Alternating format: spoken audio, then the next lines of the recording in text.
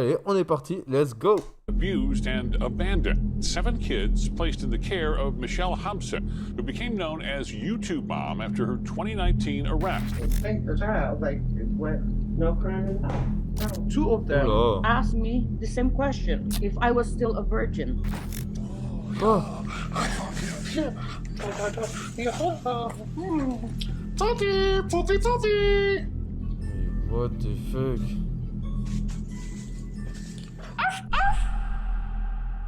Wow. Depuis la création de YouTube en 2005, il y a des milliards de vidéos qui ont été postées, et ce par des millions de chaînes YouTube. Je pense viser à peu près juste si je dis que parmi ces millions de chaînes et ces milliards de vidéos, beaucoup d'entre elles ont bercé notre enfance et grandi avec nous. JDG, Squeezie, Dr Nozman, Fanta, et je n'aurai clairement pas assez de mes deux mains pour citer tous ces fascinants youtubeurs. Exactement. Mais comme avec le yin et le yang, il y aura toujours des poids de l'autre côté de la balance, parce qu'il faut forcément garder un équilibre. Et aujourd'hui les amis, je vais vous plonger dans les tréfonds de YouTube, dans cette brisure où YouTube va y mettre les chaînes qui ont été bannies ou supprimées, et ce bien souvent pour des raisons sombres et mauvaises. On va parler d'abus et d'exploitation d'enfants, d'une mère de famille qui séquestre ses petits, d'un faux prophète qui rallie des gens à sa cause dérangeante grâce à sa chaîne YouTube, et de maltraitance animalière. Restez bien jusqu'à la fin car le dernier cas est vraiment troublant. Éteignez les lumières et prenez votre meilleur popcorn car je vous souhaite la bienvenue dans l'épisode 2 des chaînes YouTube bannies pour des raisons terrifiantes.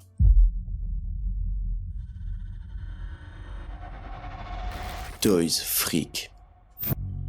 Oh, you girl, look at her, baby. Oh no. C'est déjà effrayant, c'est déjà effrayant.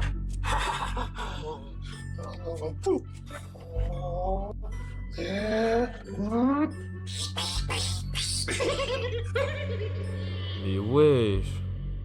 Cette personne que vous voyez là, c'est Greg Chisholm. C'est un père célibataire qui élève ses deux filles, Victoria et Annabelle. En 2012, il a créé une chaîne YouTube, connue sous le nom de Toys Freak. Et Toys Freak, eh bien, c'est ça.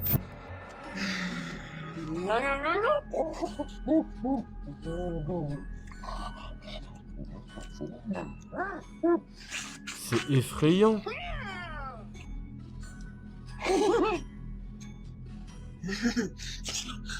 Mais imagine, t'es sa fille, ton daron, c'est ça. T'imagines, tu vois ton daron, il fait ça. C'est grave.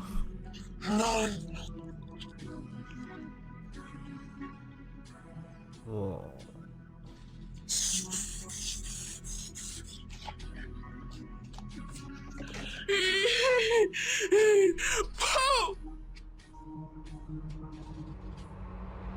Et là, c'est un passage soft. En fait, la chaîne Toys Freak était connue pour ses vidéos avec Grégory et ses deux filles, toujours tous les trois déguisés en bébés. À chaque fois dans des situations gênantes, parfois dégoûtantes, dans des activités absolument dérangeantes et absolument pas appropriées, surtout pour des petites de moins de 10 ans. Regardez-moi ça. Ça a commencé de la manière la plus innocente possible. Imaginez une chaîne YouTube avec peu d'abonnés, peu de vues, où une famille joue avec des jouets, déguisements et mise en scène colorée et déjantée, et plutôt drôle parfois. En surface, tout était normal. Mais plus on creusait, et plus les vidéos et les vues s'accumulaient, et plus un côté pervers se faisait ressentir. Quelques années plus tard, la chaîne a explosé en popularité. Les viewers principaux étaient des enfants, et d'ailleurs ça se confirmait par les commentaires sous les vidéos. Les jeux de rôle mis en scène par Toys Freak, les combats de nourriture et les unboxings de jouets, évidemment, ça attire du monde. Et en vérité, très vite, quelque chose a commencé à clocher. Les vidéos devenaient de plus en plus longues, à chaque fois mettant les deux petites dans des situations vraiment inconfortables, voire dérangeantes, allant parfois jusqu'à des extrêmes où on en voyait une des deux pleurer ou vomir devant la caméra, toujours sous les rires de leur père. Et plus les mois passaient, plus les situations devenaient... C'est chaud là, on est sur du Studio Bubble Tea, mais plus. D'ailleurs, un jour, je ferai une grosse vidéo sur Studio Bubble Tea. J'annonce ça là aussi. inappropriées, à tel point que les gens ont commencé à dénoncer la chaîne. Ils l'ont signalé et d'ailleurs à ce moment-là, la chaîne avait accumulé plus de 8 millions d'abonnés pour des milliards de vues. Quoi ? Mais 8 millions d'abonnés ? Ce genre de chaîne de fou là ? Mais quoi ? 8 millions d'abonnés. C'est trop grave. clairement, à ce moment-là, les frontières entre l'innocence et l'exploitation d'enfants n'existaient plus. Et bingo, face à la montée des inquiétudes et aux plaintes répétées par divers organismes, et notamment grâce à l'article de James Bridle sur la plateforme Medium, La chaîne a été supprimée par YouTube en novembre 2017, alors que Toys Freak culminait à 8,5 millions d'abonnés et presque 7 milliards de vues. Et en vérité, pour comprendre l'ampleur qu'a eu la chaîne Toys Freak, j'aurais tendance à vous renvoyer vers ces deux vidéos, celle du Roi des Rats et celle de Sir Gibbsy, dédicace à eux deux d'ailleurs au passage, sur le scandale autour de Swan et Neo. Maintenant, vous amplifiez ce scandale par 10 et vous comprendrez l'ampleur qu'a eu Toys Freak et les répercussions que ça a pu avoir sur Mentionner Sir Gibbsy sur Swan et Neo, ça n'a rien à voir, mais par contre mentionner Studio Bubble Tea du Roi des Rats, là oui, là je comprends plus. beaucoup d'autres personnes, y compris les deux petites. Et d'ailleurs, et je ne vais pas encore élaborer sur ce sujet parce qu'il date de 2017, mais toute l'affaire qui tourne autour de Toys Freak est aussi liée avec l'Elsa Gate. L'Elsa Gate, en deux phrases, c'était un énorme terrier de lapin lié à toutes ces vidéos qui mettaient en scène des enfants et des adultes se déguisant. Le contenu, qui était souvent inapproprié, encore une fois, perturbant, encore une fois, mettait en scène des personnages comme Elsa de la Reine des Neiges ou Spider-Man, et ce genre de contenu ouvrait la porte à toutes sortes de personnes détraquées dans les commentaires, qui exploitaient la naïveté des plus jeunes spectateurs, par exemple avec des commentaires qui n'ont pas leur place sur YouTube. C'est une singerie. The Stoffer Life. Ce petit bonhomme que vous voyez là, c'est Huxley et sa mère adoptive, Micah. Et dans quelques instants, vous allez vite voir comment cette photo, que vous percevez pour l'instant, j'imagine, tout de suite de façon plutôt positive, va devenir tout l'opposé. Mais ne bougez pas, car on y revient dans un petit instant. Pour le moment, imaginez une famille parfaite, une belle et grande maison, une famille avec des enfants qui ne manquent de rien, qui ont plein de cadeaux, des grands sourires, et le tout partagé et diffusé sur les réseaux sociaux. C'était exactement ça, The Stoffer Life à la base. Une famille de youtubeurs qui partageait tout simplement son quotidien avec des milliers de fans. Et il faut remonter en 2016 pour... Ça me fait penser à la chaîne à la vidéo de Aijo là, sur 8 Passenger là. Mais vous étiez là quand on avait réagi à cette vidéo ? trouver le début de la brisure qui aura ensuite grossi jusqu'à ce que la chaîne soit supprimée. Micah et James Stoffer expliquent dans une vidéo YouTube qu'ils ont envie d'agrandir leur famille. Il faut préciser à ce moment-là qu'ils ont déjà plusieurs enfants biologiques. Ils n'en dévoilent pas plus dans la vidéo, ils disent simplement qu'ils veulent faire une bonne action en voulant adopter un enfant à l'international, dans le seul et unique but de lui offrir une meilleure vie. C'est un acte qui semble noble sur le papier, n'est-ce pas ?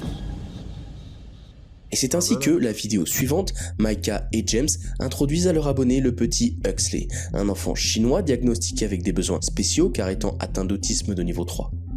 Et évidemment, tout le processus d'adoption est documenté, filmé et posté en ligne, absolument tout, faisant des millions de vues sur chaque vidéo. Et cet acte noble, comme je l'ai dit en apparence, et vous allez vite comprendre pourquoi, vient dorer le blason de la famille Stoffer.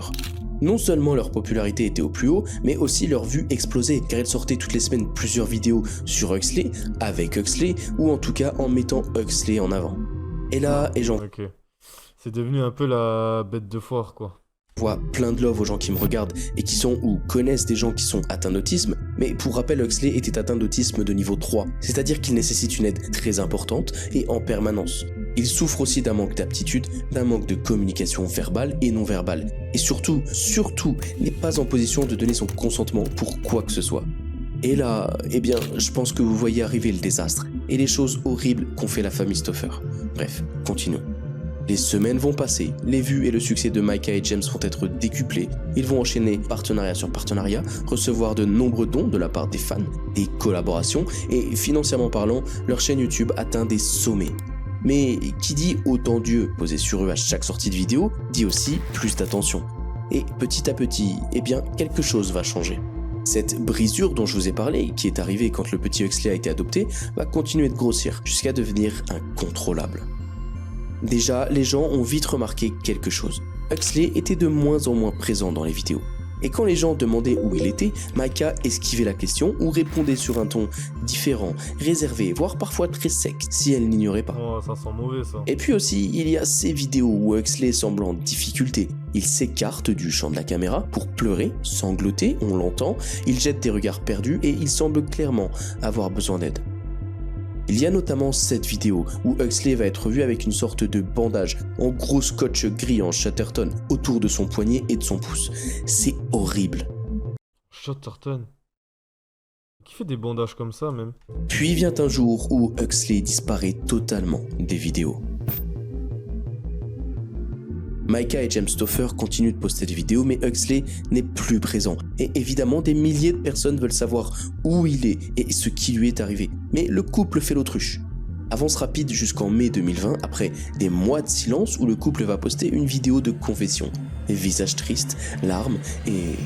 For us, it's been really hard hearing from the medical professionals a lot of their feedback and things that have been upsetting, really upsetting for us because this is not what we've ever wanted to hear. We've never wanted to be in this position. En gros, ils vont pleurer pendant 10 minutes pour expliquer qu'après 4 ans, ils ont décidé de se séparer de Huxley et de le donner en adoption à un autre foyer. Leur justification ? Eh bien, ils disent que les besoins de Huxley sont devenus difficiles à gérer, plus compliqués que ce qui était prévu. C'est n'importe quoi. Dinguerie. Et là, eh bien évidemment, la nouvelle fait l'effet d'une bombe, comme on pouvait s'y attendre. Les mois précédant l'annonce étaient déjà remplis de tensions, évidemment, mais là le coup près venait de tomber. Des fans en colère protestent sous les vidéos et une phrase revient souvent. Vous avez bâti votre réputation et votre richesse sur l'adoption de Huxley. Comment pouvez-vous juste vous en débarrasser comme un objet devenu encombrant ? C'est vrai. Évidemment, et c'est justifié, les critiques pleuvent. Accusations d'exploitation, de mise en scène, et tout semble être justifié. Certaines personnes ont passé en revue toutes les vidéos de Micah où Huxley était visible et ont monté des dossiers contre la famille et des pétitions se sont créées pour que les autorités enquêtent sur Huxley. Je vous rassure, il a bel et bien été adopté par une autre famille, où il reçoit maintenant les soins et l'amour dont il a besoin et dont il mérite. Rapidement après cette histoire, Micah et James ont supprimé toutes leurs vidéos YouTube, puis c'est la chaîne qui a fermé peu de temps après.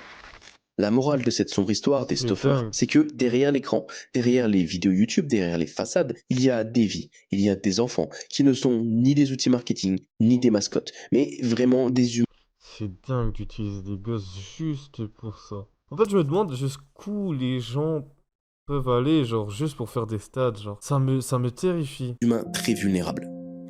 Personne ne saura jamais ce qui est arrivé à Huxley pendant ces 4 années, et le prix payé par Micah et James est clairement trop bas au vu de leurs actes. Il n'y a plus de limite, très clairement, il n'y a plus de limite. Les chaînes de sauvetage d'animaux. Trigger warning, ce passage va parler de maltraitance animalière. Si vous désirez passer cette entrée, je vous mets le timecode de l'entrée suivante. L'année 2020 et 2021 fut ponctuée d'un nouveau genre de vidéo sur la plateforme, et qui envahit YouTube comme une traînée de poudre. Le concept, eh bien, toujours la même chose. Une vidéo en mode fan footage avec une qualité pas terrible, des sons de voix et un style très brut. Et 2 animaux, un qui attaque et l'autre qui se fait attaquer. Et ça, dans des milliers de vidéos. La plupart du temps venant d'Asie du Sud-Est et du Cambodge plus précisément, à en déduire par la langue parlée dans 90% de ces vidéos. Après quelques minutes dans la vidéo, alors que l'animal qui se fait attaquer est dans une très mauvaise posture, souffrant et en détresse physique. On va la regarder. J'allais dire, on va la passer parce que, bon, je vous la spoil, ok. La vidéo qui sort la semaine prochaine parle de ce thème, ok. Mais pas de ce qu'il va raconter, c'est sur un autre thème, c'est sur des chaînes US qui exploitent des animaux. En gros, je vous la spoil. Le sujet, ça va être sur ça. Ça va être les chaînes fake qui exploitent des animaux pour faire des vues. Ça n'a rien à voir avec mon sujet. Et mental, une personne, un humain donc, va arriver de manière un peu aléatoire et sauver cet animal en détresse. La personne va repousser l'animal qui attaque, tel un héros arrivant sur les lieux de manière un peu hasardeuse. Et le sauvetage va être filmé, évidemment, et la vidéo coupée peu après. Et ce genre de vidéo avec l'exact même schéma, l'exact même genre d'acte qui se passe dedans, a proliféré sur YouTube pendant des mois, pendant de trop nombreux mois. On parle là de millions et de millions de vues, des dizaines de milliers de commentaires d'encouragement, de remerciements aux personnes sauvant tous ces animaux. Mais si tout était si beau et si rose, vous vous en doutez, je n'en parlerai même pas dans ma vidéo sur les chaînes YouTube supprimées. Et évidemment, les gens ne sont pas dupes et ils ont commencé à se poser des questions sur ce contenu violent. Pourquoi ces animaux sauvages s'en prenaient-ils à d'autres animaux qui n'étaient même pas leur proie naturelle ? Pourquoi les vidéos étaient toujours filmées de jour et ce même avec des animaux nocturnes ? Pourquoi ces vidéos qui semblent tellement amateurs et prises à la volée sont malgré tout structurées, bien pensées, avec plusieurs angles de caméra et dans des endroits qui ne semblent au final pas si aléatoires que ça ? Et surtout, pourquoi les mêmes animaux reviennent d'une vidéo à une autre ? Et là, eh bien, vous voyez venir la raison. Et oui, c'est dégueulasse. Absolument, chacune de ces vidéos était en vérité mise en scène, scénarisée de A à Z, tout. À aucun moment un python birman qui ressemble à ça n'irait attaquer un gibbon qui ressemble à ça, ou alors un raton laveur attaquer un chat. En vérité, les vidéos de ce genre faisaient partie de ce qui se fait de plus mauvais sur YouTube. Les animaux que les gens pensaient sauvés et en sécurité étaient en vérité maltraités, mis en cage, utilisés encore et encore, forcés d'être mis dans ces situations. Et surtout, eh bien, ils souffraient réellement pour ces vues. Ces vues par milliards qui représentaient évidemment des centaines de millions. Vous vous rendez pas compte des business sur les animaux qui se cachent sur YouTube, hein. Vous vous rendez pas compte, hein. Et justement, c'est ce que je vais traiter la semaine prochaine. Là, la vidéo est en montage. Mais les gars, c'est vraiment horrible. Vraiment. Milliers de dollars en cash. En mars 2021, après que le scandale autour de ces vidéos ait explosé et que des centaines d'entre elles aient été signalées à YouTube, la plateforme a fait un grand nettoyage et a supprimé une quantité immonde de ses chaînes YouTube. Évidemment, il en reste encore sur la plateforme. Et si vous avez vu ma dernière vidéo, vous savez à présent comment cacher n'importe quoi aux yeux de l'algorithme YouTube. Mais quand même, un bon nettoyage a été fait et c'est tant mieux, du balai. Apollo Kiboloy. Le monsieur que vous voyez là sur cette jolie fiche du FBI, c'est le pasteur Apollo Kiboloy, autoproclamé envoyé de Dieu, fils de Dieu, depuis 2005, pour être le nouveau Messie sur Terre et apporter la paix absolue dans le monde. Et là, je vais vous expliquer comment cet homme, résidant aux Philippines et prétendant être le fils de Dieu, a réussi à diriger un des cultes les plus troublants. Il y a des gens, ils ont vraiment pas peur de l'enfer, hein. Ils ont vraiment pas peur de la mort, hein. C'est grave, hein. Donc il y a des gens, un jour, ils se sont réveillés, ils se sont dit « Ok, aujourd'hui, je vais m'autoproclamer fils de Dieu et je vais bouffer le cerveau des gens. » Genre, c'est grave. Blanc, à l'aide d'une seule chaîne YouTube. Mais ça, j'y arrive dans quelques minutes. Commençons plutôt par le début, son ascension. C'est en septembre 1985 que Kiboloy va créer le mouvement Kingdom of Jesus Christ, littéralement le royaume de Jésus-Christ.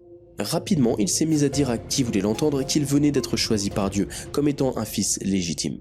Et à l'aide d'un certain charisme et d'une conviction à toute épreuve, car ça, eh bien, je ne peux pas lui retirer. My talent is to preach.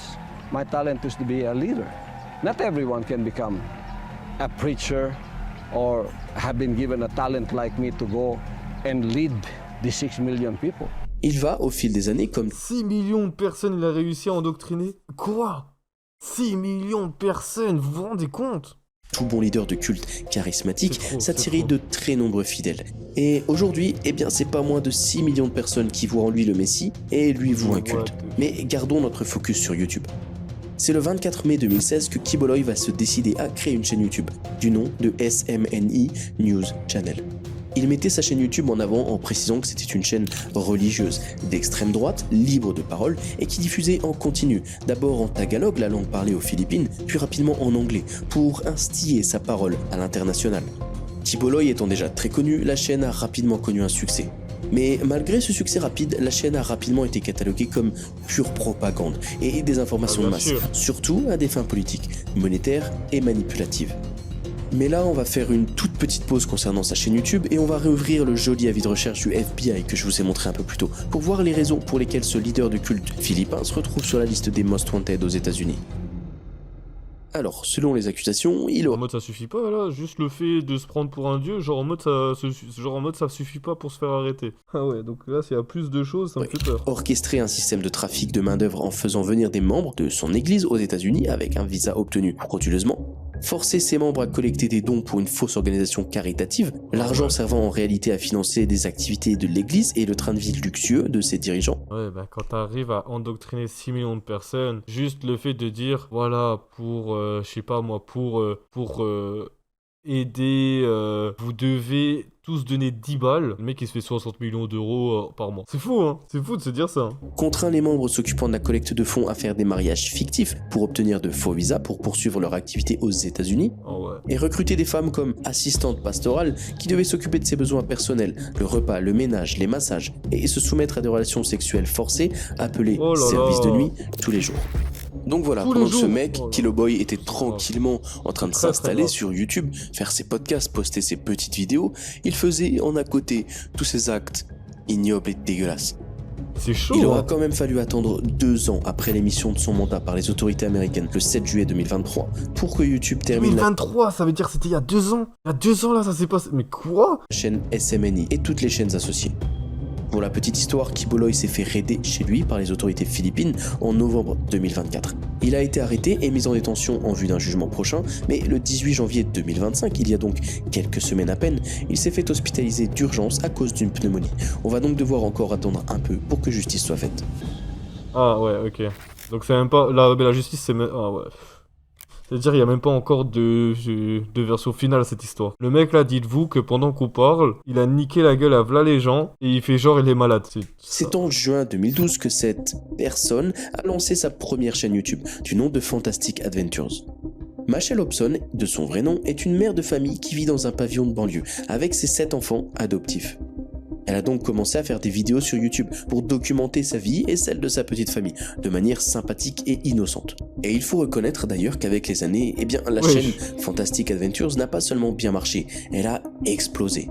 Des millions de vues tous les mois, des enfants qui semblaient vraiment s'amuser sur les vidéos, tout du moins en apparence, et tout semblait rouler comme sur des roulettes pour cette belle famille. Il y a combien de chaînes familiales qui existent sur YouTube, les mecs? Ouais, j'ai l'impression que là, en ce moment, on tombe sur que des chaînes de famille avec des gosses et tout, genre c'est grave. Il y en a combien des chaînes de gosses, genre? Les années passent, la chaîne YouTube s'approche de la part symbolique du million d'abonnés, et même si sur le papier c'est beau, le problème c'est que Machel, la maman, va peu à peu se transformer au fil des années. Avec les vues sont arrivés les billets de banque bien verts, et beaucoup de billets de banque. Et petit à petit, on a vu Machel passer d'une mère aimante à un démon. Alors qu'au début, les vidéos étaient non scriptées, légères, drôles et centrées sur la vie quotidienne des enfants, au fil des derniers mois, les choses ont complètement changé. Machel a retiré ses enfants de l'école pour qu'ils ne fassent que des vidéos. Elle a aussi... Oh, non, bon, déjà là, tu vois que la meuf, elle est... Comment c'est possible d'être autant attiré par l'argent que tu niques le futur de tes gosses? Genre... commencé à scripter toutes ces vidéos, distribuant d'ailleurs le script aux 7 enfants et au passage leur forçant à l'apprendre par cœur. Et là, j'ai une petite devinette pour vous. À votre avis, que va lui faire Machel si un de ses enfants n'a pas envie de tourner, ne se sent pas trop bien ou a tout simplement oublié son texte? Elle va gentiment lui proposer d'aller boire un bon chocolat chaud et de se reposer tranquillement. C'est faux. Machel est devenue une véritable tyran sur les dernières années. Et si un enfant osait protester, les punitions tombaient sous 3 catégories. Privé de repas, ou un bain d'eau glacée, ou alors se faire asperger de bombes au poivre. Et oui. De bombes au poivre? Pardon? Mais les gens ils sont tarés ou quoi là? Qu'est-ce que je viens d'entendre? Oui, je suis premier degré. Et forcément, avec un tel niveau de sévice, de châtiment, en cas de refus de tourner une vidéo, oui, les 7 enfants filés au doigt et à l'œil par peur des représailles. Et Michel postait toujours plus de vidéos, qui faisaient toujours plus de vues et elle se remplissait les poches. C'est grave. En 2017, il s'est passé un premier événement qui va venir bousculer le quotidien militaire de Machel.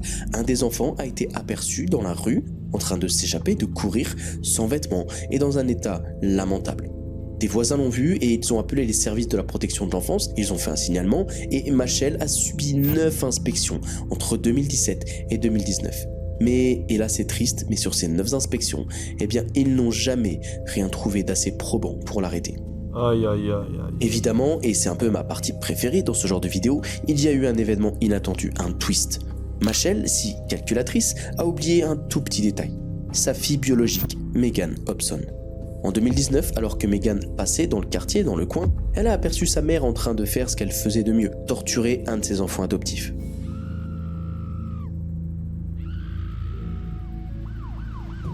Megan a alors appelé immédiatement les services sociaux, en urgence, et la police est arrivée sur les lieux très rapidement, en improviste. Et là, c'est la catastrophe. Les policiers sur place ont trouvé les enfants mal nourris, dans un mauvais état physique, mental, et avec des témoignages troublants. Une des plus jeunes filles a témoigné que sa mère la punissait souvent en mettant de la bombe au poivre sur ses parties génitales. Quoi? Vous voulez que je dise quoi? Il y a des gens, ils sont timbrés sur Terre. Il y a des gens, ils sont... Quel moment tu te dis, juste pour faire des thunes et faire des vidéos, tu asperges? Là. Un autre garçon, pareil, et de manière générale, les enfants étaient dans un très mauvais état. Machel va rapidement être arrêté et évidemment se faire juger coupable peu après. Bien sûr, la chaîne YouTube Fantastic Adventures va être supprimée par YouTube dans la foulée. Et malheureusement, ou heureusement, Machel ne va pas pouvoir purger sa peine en entier. Elle va décéder le 12 novembre 2019 des suites d'une blessure au cerveau, arrivée dans la prison où elle était détenue d'ailleurs. Un grand merci d'avoir regardé la vidéo jusqu'à la fin. Pas envie de dire mérité parce que personne mérite la mort. Mais oui, les gars, vous savez que je suis sur le cul là. Je suis choc barre.